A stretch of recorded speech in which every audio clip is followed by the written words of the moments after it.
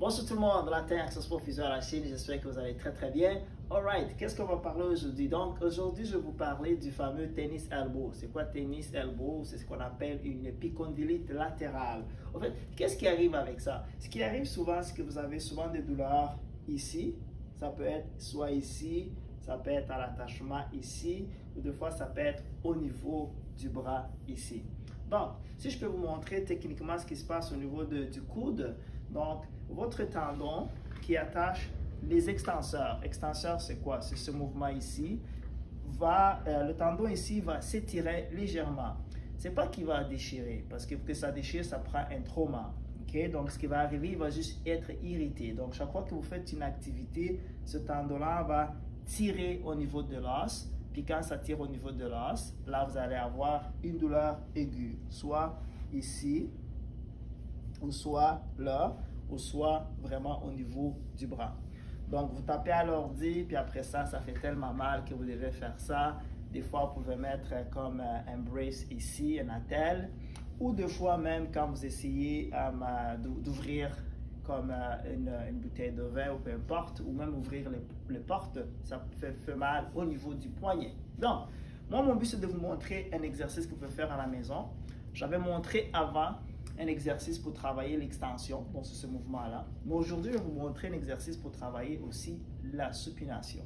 Parce que lorsqu'on a un problème de coude, on a aussi une faiblesse au niveau de la supination. Supination, c'est quoi? C'est ce mouvement-là ici. Okay?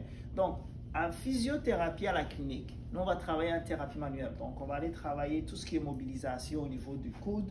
On va aller travailler votre épaule aussi. On va aller travailler votre cou aussi pour le même problème. On va travailler même votre dorsale. Okay? Mais mon but aujourd'hui, c'est de vous montrer un exercice à la maison. Encore là, vous le faites à la maison et si ça ne marche pas, appelez votre thérapeute parce que l'exercice n'a pas marché. N'oubliez pas que l'exercice ne donne pas un traitement complet. L'exercice est complémentaire. Donc, il faut quand même que vous allez voir votre thérapeute à la clinique pour complémenter votre programme d'exercice avec les traitements manuels. Okay? Comme je vous ai dit, au cou, dorsale, omoplate, épaule et tout ça, juste pour le même problème. C'est des choses qu'on va travailler. Donc, qu'est-ce qu'on va faire pour travailler la supination?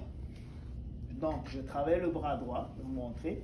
Fait que mon élastique gauche va tirer, mon bras gauche va tirer l'élastique, je veux dire. Puis là, je vais revenir en excentrique. OK? Fait que là, je tire encore mon élastique. J'emmène comme ça. Ça, c'est ce qu'on appelle le concentrique. Et là, je reviens en excentrique, en négatif. Le thème, c'est pas grave. Okay? Tout ce que je veux vous dire, c'est que essayez de le faire vraiment doucement. Donc, vous ne le faites pas trop vite. Okay? Donc, pour y aller comme ça, je peux aller légèrement vite. Mais pour revenir, je reviens très doucement. Je vais vous montrer encore. Je reviens très doucement. OK? Donc, essayez cet exercice-là. Honnêtement, au bout de 5 répétitions, vous commencez à vous fatiguer. Ça fait mal, mais ça va faire du bien. Vous arrêtez l'exercice, puis vous pouvez le faire 2 fois par jour. Si au bout de 3 semaines, 4 semaines, vous voyez que votre bras il fait encore mal, encore là, c'est peut-être une bonne façon d'aller consulter parce que ça peut être quelque chose de plus compliqué.